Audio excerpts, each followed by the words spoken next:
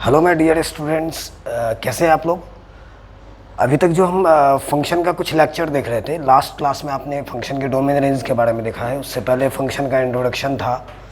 आज उसी कड़ी में कुछ छोटा सा टॉपिक हम लोग देखेंगे, कुछ स्पेशल प्रॉब्लम्स जो आज के टॉपिक डील करने के बाद आप आसानी से कर सकते हैं। और मैंने लास्ट क्लास में भी एक अनाउंसमेंट किया था कि आप प्ले स्टोर पर जाएँ और एज मैथमेटिक्स ऐप को डाउनलोड करें। नेक्स्ट वीक में हम लोग वहाँ पे जेई का बैच क्रिएट करने जा रहे हैं, तो वो फ़ायदा आपको मिल जाएगा।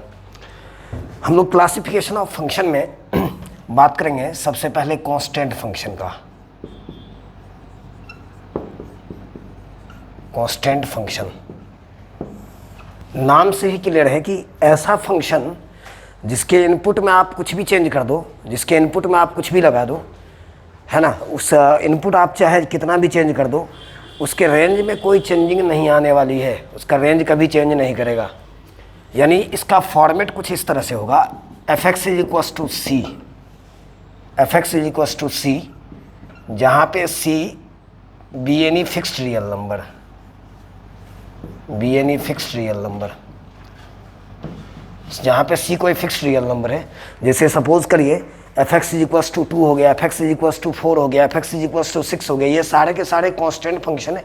और सबसे स्पेशल टर्म कि इस कांस्टेंट फंक्शन का डोमेन, इनपुट पूरा रियल नंबर होगा। आप इस x को चाहे कितना भी चेंज करो, ये c कभी चेंज नहीं होने जा रहा है। और ऐसे फंक्शंस सारे वैल्यूज़ पे डिफाइंड होता है। इट मीन्स इस फंक्शन का डोमेन रियल नंबर है। और जब आप इसके रेंज का बात करोगे ना, तो इसका रेंज सिंगलटन सेट होगा। सिंगलटन सेट मतलब ऐसा सेट जिसमें सिर्फ एक ही एलिमेंट होगा, जस्ट लाइक c। अगर c है यहाँ पे, तो अगर आप थ्रू द एग्जाम्पल आ जाइए, अगर F x is equals to 5 का बात करेंगे तो इसका डोमेन रियल होगा। और इसके रेंज का अगर बात हुआ ना, तो इसका रेंज सिर्फ 5 आएगा। ऐसे फंक्शंस जिसके इनपुट में आप कुछ भी चेंज कर दीजिए, यहाँ x कुछ भी चेंज करिए, ये 5 कभी चेंज नहीं होने जा रहा है। इस तरह के सारे फंक्शंस को हम लोग कांस्टेंट फंक्शन बोलेंगे। और एक इम्पोर्टेंट सेक्शन, एक इम्पोर्टेंट टर्म जो ध्यान में रखना हमें, यहाँ से एक नोट है कि कांस्टेंट फंक्शन का जो ग्राफ्स होगा ना, वो कि स्ट्रेट लाइन होगा और वो भी एक्स एक्सिस के पैरेलल। तो हम लोग ग्राफ देख के भी आइडेंटिफाई कर लेंगे ये किस तरह का फंक्शन है। तो उस पॉइंट को हमें नोट भी कर लेना है। A function, sorry, the graph of constant function, the graph of constant function is a straight line parallel to x-axis, parallel to x-axis, है ना। जैसे अगर सपोज करिए, अगर मैं एक ग्राफ यहाँ देख लूँ, स्केच डायरेक्ट खींच सकते हैं आप, sketch the graph of y is equals to 2, y is equals to 2 या F x is equals to 2, बात सेम है। तो ये भी एक कांस्टेंट फंक्शन है। और इसके ग्राफ्स का जब आप बात करोगे, ऐसे फंक्शंस का डोमेन, ये एक्स एक्सिस है, एक्स एक्सिस के पैरेलल जाना है। अब y का 2 होने का मतलब y का 0 है, ओरिजिन पे 1 होगा, 2 होगा। यहाँ से एक लाइन खींचेगा जो एक्स एक्सिस के पैरेलल होगा। This is the graph of y equals to 2, है ना। ये कांस्टेंट फंक्शन की बात रही। और जब हम बात करेंगे अलजेब्रिक फंक्शन के अंदर, उसमें जो सबसे स्पेशल सेक्शन होगा हम लोग का होगा पॉलिनोमियल फंक्शन। आपको पता है इसकी ब्रांच, चूँकि पॉलिनोमियल है तो डिग्री जैसे जैसे बढ़ाते चले जाएंगे तो ढेर सारा फंक्शन बनता चला जाएगा। तो अभी जो हम लोग डिस्कस करने वाले हैं पॉलिनोमियल फंक्शन, वो एक टीम है जो काफ़ी सारे फंक्शन को, काफ़ी सारे ग्राफ्स को रिप्रेजेंट करता है। तो हम लोग नेक्स्ट जो हमारा टॉपिक है पॉलिनोमियल फंक्शन, पॉलिनोमियल फंक्शन। ध्यान रखेंगे इसका फॉर्मेट किस तरह का होगा, पॉलिनोमियल में क्या सब डिफरेंट है, ये समझेंगे हम लोग। एक ऐसा फंक्शन ध्यान रखिए, F x is equals to, पहले इसका फॉर्मेट जानिए, क्योंकि पॉलिनोमियल अलजेब्रिक का सेक्शन होगा, अलजेब्रिक फंक्शन का। और इसमें हम लोग डिग्री जैसे जैसे बढ़ाते चले जाएंगे, एक नया नया फंक्शन तैयार होगा। इसका फॉर्मेट पहले हम लोग देख लें। F x is equals to A not X to the power N plus a1 x to the power n minus 1 plus a2 x to the power n minus 2 up to an तक जाएंगे x to the power 0, यानी last वाले term में x की power 0 हो गया तो वहाँ सिर्फ a to the power n है, वो 1 हो जाएगा। इस फॉर्मेट में जितने सारे फंक्शंस होंगे ना, ये सारे पॉलिनोमियल फंक्शन होंगे। और मैं आपको डिस्कस कर दूं कि जहाँ पे a0, a1, a2, a3, an are real constant, ये कोई भी कांस्टेंट है, and n is non negative integer. ये कंडीशन हमें ध्यान में रखना है। n यहाँ पे नॉन निगेटिव इंटीजर है। कुछ एग्जांपल्स मैं देख लेता हूँ। जैसे अगर मैं बात कर लूँ f(x = x³ + 1, ये पॉलिनोमियल फंक्शन का एक ब्रांच है। और अगर आप इसके डिग्री का बात करोगे तो इसका डिग्री 3 है, यानी क्यूबिक फंक्शन है ये। अगर f(x = x⁻100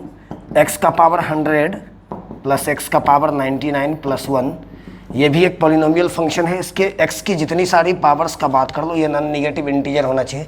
आप नॉन निगेटिव इंटीजर का मतलब 0 हो सकता है, +1 हो सकता है, निगेटिव नहीं लेना है, +2 होगा, +3 होगा।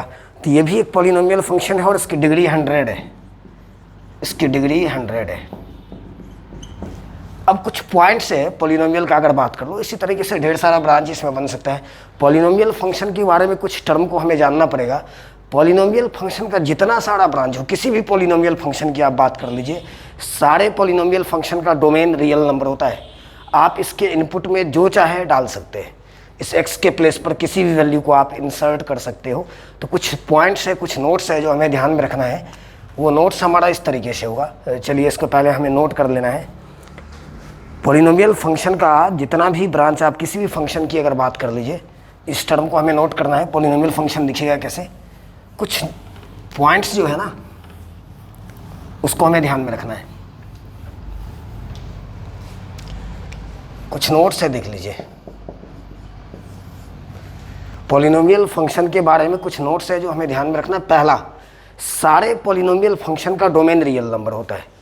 सारे पॉलिनोमियल फंक्शन का डोमेन रियल नंबर होगा। तो पहला पॉइंट है the domain of all polynomial functions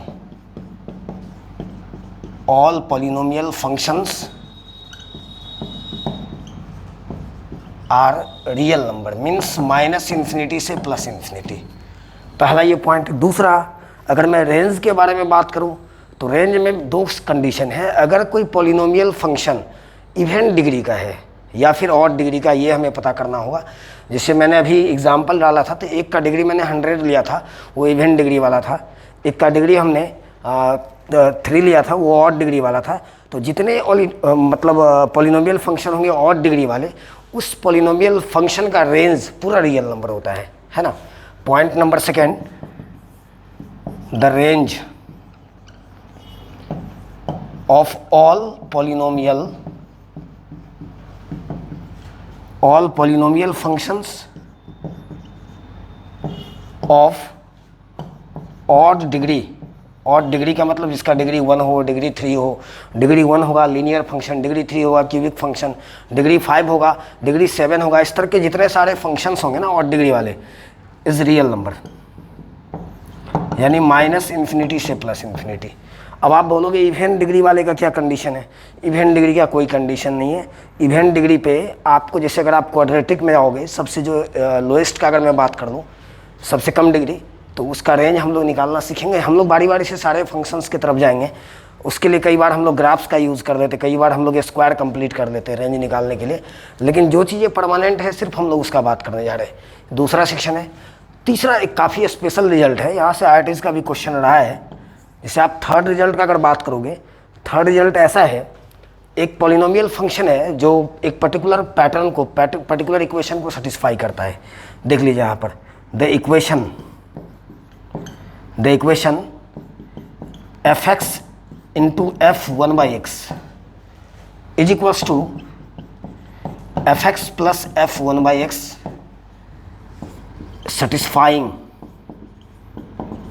satisfying by the two special polynomial function by satisfying by the two polynomial functions। ध्यान में रखेंगे इस चीज को। f(x = 1 + x⁴n and F X equals to 1 minus X to the power N. ये दो ऐसे polynomial function है ना, आप इस चीज़ को आप एक्सपेरिमेंट फॉर्मेट में डाल सकते हैं। F x is equals to 1 plus x का power N, f x is equals to 1 minus x का पावर एन। ये दो ऐसे पॉलिनोमियल फंक्शन है जो इस पर्टिकुलर इक्वेशन को सेटिस्फाई करेगा। काफ़ी सारा नोट्स, काफ़ी सारे आईआईटीज़ का क्वेश्चन भी आप आसानी से इस रूल्स के ऊपर निपटा सकते हैं। इस 3 नोट्स पे हम लोग एक प्रॉब्लम भी देखेंगे। आप चाहें तो इस चीज़ों को एक्सपेरिमेंट कर सकते हैं। अगर सपोज करिए आपने F x is equals to 1 plus x का पावर एन ले लिया और आपने चेक किया F X into F 1 by X. पहले एलएचएस वाला रिजल्ट ये पार्ट देख लीजिए। तो एफ एक्स हो गया 1 plus x to the power N, F 1 by X, यानी आप जब यहाँ पे x को 1 बाई एक्स करोगे तो ये 1 बाई एक्स हो जाएगा, 1 plus 1 by x to the power N. अब यहाँ से 1 plus x to the power N, आप एलसीएम ले लीजिए, x to the power n होगा, ये भी x to the power N plus 1, यानी 1 plus x to the power N का whole square by x to the power n. ठीक उसी तरीके से जब आप इस राइट साइड वाले रिजल्ट को भी आप ब्रेक करोगे तो सेम आएगा रिजल्ट। इस तरीके से हम लोग जाएंगे। मतलब ये दो पर्टिकुलर इक्वेशन है जो इस रिजल्ट को सेटिस्फाई करता है। ये दो पर्टिकुलर रिजल्ट होगा जो इस इक्वेशन को सेटिस्फाई करेगा। इस चीज़ को हमें नोट कर लेना है पहले। इस चीज़ को हम लोग नोट करेंगे और फिर देखेंगे हम लोग। अब जैसे आप इसके राइट साइड की अगर बात करोगे ना, इसका अगर मैं राइट साइड की अगर बात कर दूँ, इन चीज़ों को हमें नोट कर लेना, वो भी सेम टर्म आएगा। आई थिंक आप खुद से भी कर सकते हैं। हम लोग इस पर एक प्रॉब्लम भी देखने वाले हैं, इस पर हम लोग एक प्रॉब्लम भी देखने वाले हैं। अगर आप इसी सेम फॉर्मेट का राइट साइड यानी F X plus F 1 by X, तो एफ एक्स है आपका 1 plus x to the power N, F 1 by X हो जाएगा 1 plus x to the power N. आप यहाँ अगर एलसीएम डाल दो X to the power N, ये इधर आएगा तो X to the power N, x to the power N का whole square plus 1 plus x to the power N plus 1, है ना। एलसीएम लगा दिया। इस टर्म को देखो आप, यहाँ तक में कोई प्रॉब्लम नहीं होनी चाहिए। ये x to the power N का होल स्क्वायर है और ये x to the power N, x to the power n 2 x to the power N plus 1 by x to the power N. अब ऊपर में एक फॉर्मेट बन रहा है ए स्क्वायर प्लस 2ab प्लस बी स्क्वायर का, तो इसको हम लोग लिख सकते हैं x to the power N plus 1 का whole square by x to the power N. अब आप दोनों रिजल्ट को आप ऑब्जर्व करो, दोनों रिजल्ट कॉमन है, दोनों रिजल्ट सेम है। तो ये पर्टिकुलर इक्वेशन है, आप माइनस वाले को लेकर के भी एक्सपेरिमेंट कर सकते हैं। ये पर्टिकुलर पॉलिनोमियल इक्वेशन है F x is equals to 1 plus x to the power N या फिर F x is equals to 1 minus X to the power N, जो इस पर्टिकुलर इक्वेशन को यानी F X into F 1 by X is equals to F X plus F 1 by X को satisfy करता है। चलिए मैं एक प्रीवियस ईयर के कॉम्पिटिशन एग्जामिनेशन का एक प्रॉब्लम दिख लेता हूँ। आईआईटी का पूछा हुआ क्वेश्चन है ये। क्वेश्चन इस तरीके से था, क्वेश्चन हमारा इस तरीके से है, a polynomial function, a polynomial function satisfy f(x) into f(1) by x is equals to f(x) plus f(1) by x such that f(4) is equals to 65, then f(6) is equals to क्या होगा। f(6) का value ये option में हम लोग question को लेके आ गया। हम लोग अभी जस्ट इस रिजल्ट को डिस्कस किए हैं, तो मुझे लगता है कि आप आसानी से इस रिजल्ट को जान सकते हैं। अगर इस फॉर्मेट को कोई फॉलो कर रहा है, इसको अगर कोई सेटिस्फाई कर रहा है, तो वो इक्वेशन, वो फंक्शन हमारा ये हो सकता है F X equals to 1 plus x to the power N या फिर 1 minus X to the power N. तो दोनों को साथ में रख लेते हैं, दोनों में से कोई भी इक्वेशन हो सकता है। तो चलिए अब हम लोग रिजल्ट पे आ जाए। यहाँ पे एक कंडीशन है कि f4 65 है, तो अगर मैं x के प्लेस पर 4 लगा दूँ तो 1 plus minus 4 to the power n, और ये 65 के इक्वल है, ये 65 के इक्वल है। चलिए 1 इधर लेके आ जाइए, तो plus minus 4 to the power n is equals to 64। अब आपको पता होना चाहिए, यहाँ से मैं नेगेटिव साइन को इग्नोर कर दूंगा, because 4 to the power n एक एक्सपोनेंशियल टर्म है, एक्सपोनेंशियल फंक्शन के फॉर्मेट में है, वो हमेशा पॉजिटिव होगा, यानी 4 टू द पावर n हमेशा 0 से ज़्यादा होगा, तो माइनस वाला साइन हमें इग्नोर करना पड़ेगा, यानी 4 to the power n negative वाले साइन को इग्नोर करना पड़ेगा। 4 टू द पावर n में n आप किसी भी रियल नंबर्स को डाल दीजिए, कोई भी रियल नंबर निगेटिव पॉजिटिव वो ऑलवेज पॉजिटिव होगा। ये एक्सपोनेंशियल फंक्शन का एक प्रॉपर्टीज है, जस्ट इसके बाद हम लोग डिस्कस करने वाले, जानेंगे वहाँ पे टर्म को। तो यहाँ से ब्रेक करके आ जाएगा, ये 2 टू द पावर 6 हो जाएगा।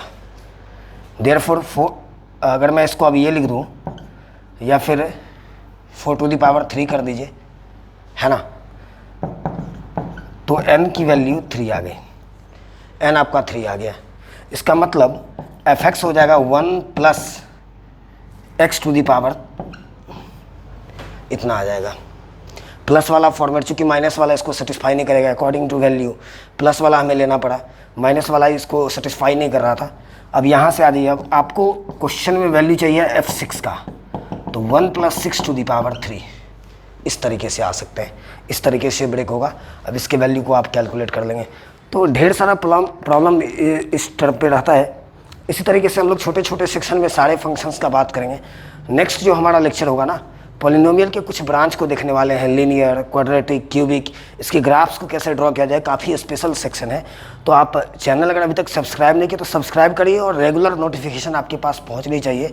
जब आप सारे वीडियोज़ को आप सीक्वेंस में लगातार पढ़ेंगे तो आप बहुत अच्छा मैथ्स को जान सकते हैं। फंक्शन टॉपिक जो काफ़ी स्पेशल है 12वीं के लिए, इसके जस्ट बाद हमें कैलकुलस करना है, क्योंकि अगर कैलकुलस की अगर बात करें तो उसकी ओपनिंग यहीं से होती है, उसका इनिशिएटिंग यहीं से होता है। तो आप जब तक आप कैलकुलस को बेहतर ढंग से जानने के लिए फंक्शन बहुत अच्छा हमें करना होगा, और एक बड़ा सेक्शन है 12वीं का, तो इस लेक्चर को आप पूरे अच्छे से पढ़ेंगे। और मैंने शुरुआत में भी आपको बोला था, हमारा लाइव क्लासेस भी चल रहा है जो रेगुलर है, पर डे हम लोग मतलब मंडे टू सैटरडे का क्लासेस होती है, उसमें डॉट्स नोट्स सारा कुछ हम लोग देखते हैं। तो जो भी बच्चे अगर आप चाह रहे हैं कि लाइव क्लासेस ज्वाइन करें, उसमें मैं मतलब जस्ट इसके आगे चल रहा हूँ, तो आप आसानी से मुझे फ़ोन कर सकते हैं, मैं उस बैच में आपको ज्वाइन करूँगा। दूसरी बात कि आप मेरे अपने एज मैथमेटिक्स का जो ऐप है प्ले स्टोर पे जाएं, वहाँ से उसको डाउनलोड करें और अपने आईडी बना के रखिए। मैं नेक्स्ट वीक में जस्ट इसके बाद वहाँ पे जेईई मेन का एक बैच क्रिएट करने जा रहा हूँ, आप उसको ज्वाइन कर सकते हैं। Thank you so much.